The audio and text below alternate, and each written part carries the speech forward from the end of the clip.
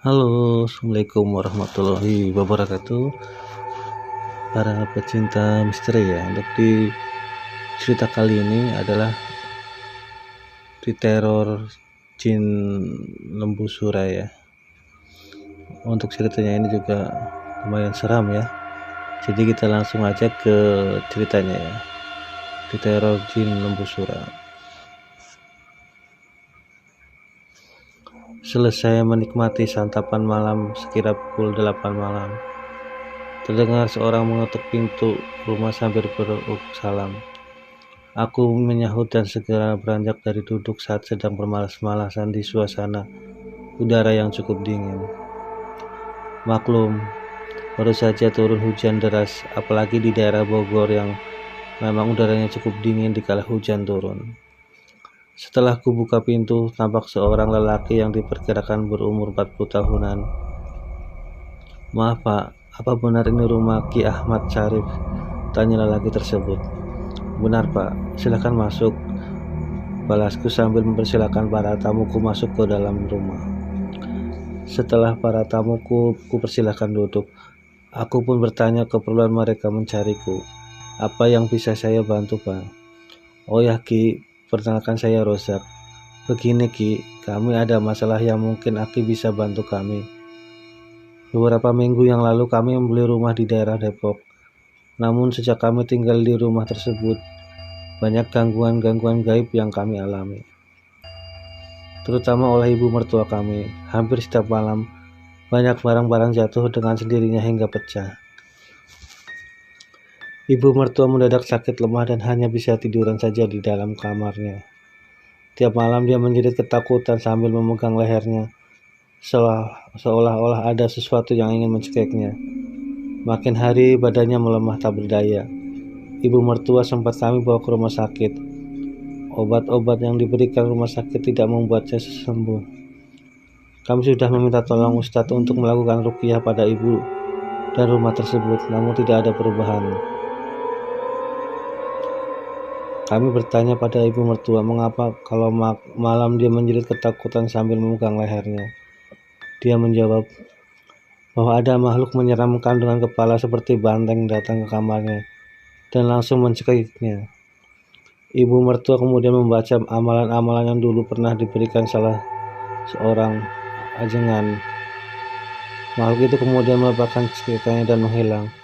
Tetapi malam berikutnya, makhluk itu datang kembali dan membuat ulah di rumah kami, terutama pada ibu mertua. Apa Aki bisa membantu kesulitan yang kami alami? Insya Allah Pak, saya akan coba berikhtiar. Tapi semua tentu dengan ridho Allah SWT. Ibarat berobat ke dokter cocok-cocokan. Begitu juga dengan urusan non-medis, balasku. Kemudian kami berangkat ke rumahnya dengan menggunakan motor milik Rozak. Setelah setengah jam perjalanan kami sampai di rumahnya. Di rumahnya kami disambut istri, adik, dan putra-putranya. Setelah bercengkrama dengan keluarga Rozak, kemudian saya meminta izin untuk melihat ibu mertuanya yang bernama Ibu Krisnawati. Setelah melakukan scanning pendeteksian, ternyata positif jika Krisnawati terkena hawa negatif. Kemudian aku melakukan ritual pembersihan hawa negatif. Pada saat aku sedang menjalankan proses pembersihan, tiba-tiba datang hempasan angin yang entah datang dari mana, berputar-putar di kamar Krisnawati. Kemudian secara tiba-tiba Krisnawati mengalami kerasukan. "Kurang ajar, siapa kau ini?" terdengar suara berat dari bibir Krisnawati. "Aku adalah hamba Allah dan engkau siapa?" kataku. "Aku lembu sura. Mengapa engkau ikut campur urusanku? Apa urusanmu dengan keluarga Pak Rozak, khususnya ibu ini?" Aku balik bertanya. Jelas aku punya urusan.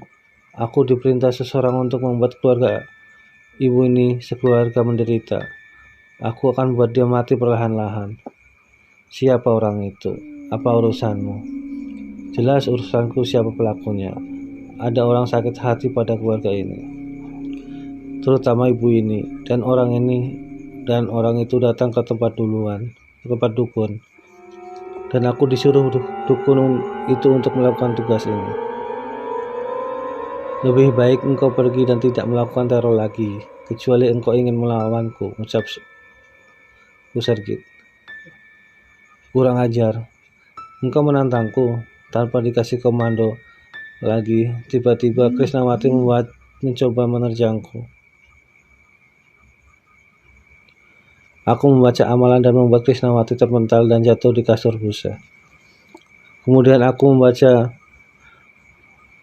rapatan pembakar jin jahat dan aku hentakkan ke arah lembu sura yang masuk dalam tubuh Krisnawati. Terdengar suara melenguh panjang dan akhirnya Krisnawati terkulai lemas pingsan dan aku pun berusaha menyadarkan kembali dan Krisnawati pun tersadar kembali. Namun tiba-tiba di kamar tengah terdengar suara gaduh seperti barang-barang dibanting. Aku segera menuju ke ruang tengah. Ternyata lembu sura masih mengamuk dengan membuat pusaran angin di ruangan tengah sehingga barang perabotan pada berjatuhan. Segera aku duduk bersila dan membaca amalan-amalan. Tak berapa lama angin berhenti dan tercium bau hangus di ruangan tersebut. Aku yakin lembu sura terbakar hangus oleh amalan yang kubaca karena setelah tercium bau hangus terbakar tidak ada lagi kekuatan non fisik yang memporak-porandakan isi rumah. Maafkan aku harus melakukan ini karena engkau tidak mau menyerah dan tidak mau pergi dari rumah ini, ucapku dalam hati dan aku pun mengucapkan istighfar mohon ampunan Allah Subhanahu wa Ta'ala. Aku pun merenung sebentar. Sebenarnya aku tak ingin membunuh makhluk itu, aku hanya ingin mengusirnya dan agar tidak kembali lagi. Tapi ternyata jin yang bernama lembu sura mempunyai prinsip lebih baik mati di pertempuran daripada melarikan diri. Semoga bila lembu sura memiliki keluarga tidak membalas dendam pada anak cucuku nantinya. Dan semoga Allah Subhanahu wa Ta'ala melindungi keturunanku dari kejahatan para jin. Suasana pun kembali sunyi. Keluarga Pak Rosak yang tadi berada di pojok ruangan sambil baca ayat-ayat Al-Quran merasa lega setelah mengalami kejadian tersebut. Aku pun kembali melanjutkan pembersihan hawa negatif yang bersarang pada Krisnawati. Setelah dilakukan pembersihan pada dirinya, Krisnawati lantas tertidur lelap. Aku pun melanjutkan pembersihan hawa negatif di setiap ruangan rumah Pak Rosak. Setelah itu memberi bentengan gaib. Aku masih penasaran tentang jawaban lembu sura bahwa ada orang sakit hati yang memerintahkannya untuk melakukan teror seperti itu. Maka aku bertanya pada Rosak, Pak Rosak, apa sebenarnya yang terjadi kalau boleh tahu? Jin yang mengganggu ibu mertua bapak mengatakan pada saya bahwa dia dikirim oleh seorang yang sakit hati pada keluarga bapak, terutama pada ibu mertua bapak. Baiklah, saya ceritakan masalahnya. Dulu semasa bapak mertua hidup, beliau banyak menyakiti perasaan orang, bahkan dengan saudara sendiri, walaupun bukan saudara dekat. Sehingga konon bapak meninggal akibat disantet oleh salah seorang dari mereka. Kami pun terlambat membawa ke tempat ajengan atau kiai sehingga bapak mertua meninggal dengan cara mengenaskan. Ibu mertua lalu kami bawa untuk tinggal bersama kami juga untuk menghindari hal-hal yang tidak diinginkan. Saya tak menyangka mereka masih memburu istri bapak mertua saya. Ki bisa tahu tidak siapa yang melakukan semua ini. Apa mungkin saudara bapak mertua saya adalah pelakunya? Mungkin saja bisa dideteksi apakah saudara bapak terlibat atau tidak. Namun, menurut saya, tidak ada manfaatnya. Sebaiknya keluarga bapak meminta maaf kepada orang-orang yang pernah disakiti almarhum dengan cara bersilaturahmi dan ungkapkan maksud kunjungannya. Semoga Allah melunakkan hati mereka sehingga dapat memaafkan kesalahan almarhum. Mungkin ada yang mudah dan ada yang sulit memaafkan, tapi tetap harus ikhtiar dan berdoa, ucapku. Rosak mengangguk tanda setuju. Oh ya, untuk ibu mertua tolong diberikan air busada yang telah saya buat dan bisa dibantu dengan obat herbal untuk memulihkan kesehatan ibu. Besok tolong dicek kesehatannya apa ada perkembangan atau tidak. Tolong informasi pada saya bila masih ada gangguan-gangguan. Jangan lupa jalankan.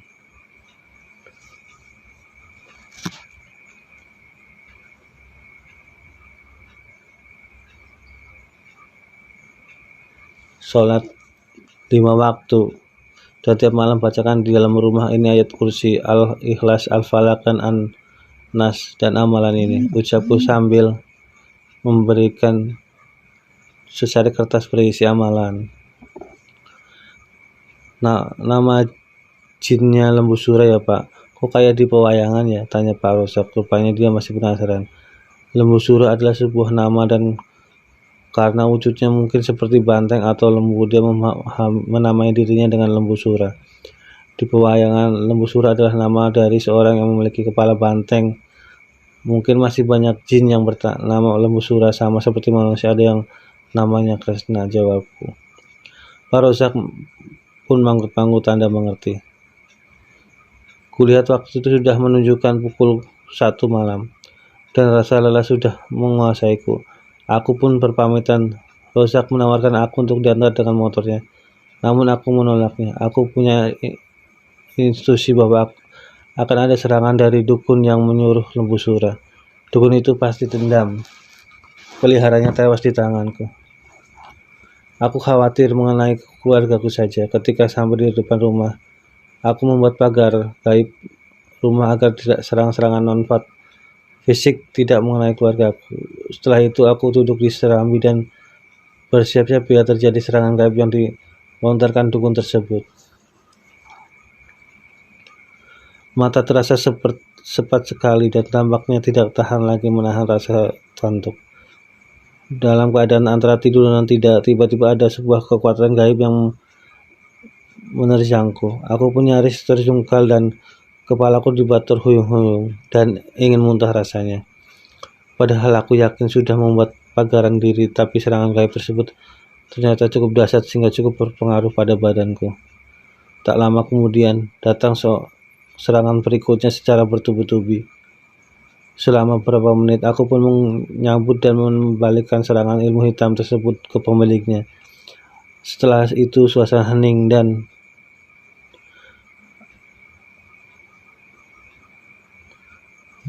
dan aku pun menunggu lama bila ada serangan lagi. Tapi ternyata serangan tersebut terhenti. Mungkin dukun itu terkena serangan balik atau bosan melakukan serangan kembali karena tidak mempan. Aku pun mengucapkan sholawat dan hamdalah. Lalu aku masuk ke rumah, membersihkan diri dan menuju tempat tidur dan langsung terlelap. 2 hari kemudian aku mendapat kabar keadaan Krisnawati sudah membaik, dan 5 hari kemudian aku mendapat kabar bahwa saudaranya yang dituduhkan oleh Rosak sebagai dalang dari proses tersebut meninggal mendadak karena terkena serangan jantung. Rosak yakin betul dialah dalangnya. Aku pun memberikan pendapat bahwa tidak boleh menuduh orang sembarangan. Mungkin saja memang terkena serangan jantung. Menurut Rosak, esok paginya setelah malam aku bertarung dengan lembu sura, dia meminta maaf kepada saudaranya tersebut atas tindakan bapak mertuanya yang menyakitkan hatinya. Namun saudaranya menolak permintaan maaf darinya, tapi yang pasti gangguan gaib itu sudah sirna. Krisnawati pun keadaannya membaik, dan aku pun tidak mendapat serangan dari dukun santet tersebut. Sebuah pelajaran dari kasus ini, janganlah kita menyakiti hati orang lain, apalagi tetangga dari saudara kita. Jadilah penyujuk bagi sesama dan selalu berbuat baik.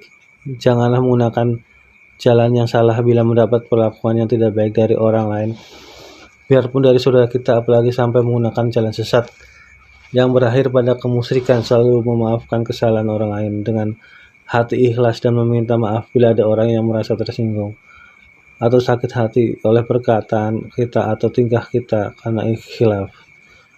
Jadikan Ahlul Bait Nabi Muhammad SAW sebagai suri tauladan dalam menghadapi hal-hal tersebut. Inikah salah satu pengalamanku yang kutulis untuk para pembaca ataupun pendengar. Kisah ini terjadi di Depok Barat pada September 2011 lalu. Saya diperlukan untuk nama alamat. Rumah diminta untuk dihanamakan, ujungnya untuk mengambil pelajaran. Itulah ceritanya ya, untuk para cerita misteri. Oke, jangan lupa untuk follow saya ya. Oke, sekian, terima kasih. Wassalamualaikum warahmatullahi wabarakatuh.